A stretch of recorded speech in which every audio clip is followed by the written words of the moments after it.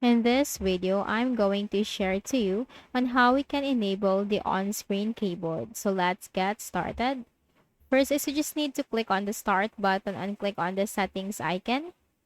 Now here in the list of options on the left pane, we have to simply click on accessibility. Scroll down and you'll find interaction. Click on keyboard. And here you'll find on-screen keyboard. You can also directly press Windows key Control plus O together. So to enable it, simply toggle it on. And here it is, the on-screen keyboard is up.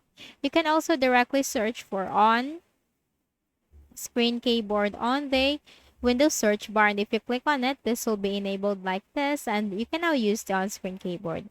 And to disable it, just simply click on this close icon, and that will be disabled on your Windows. So that's it.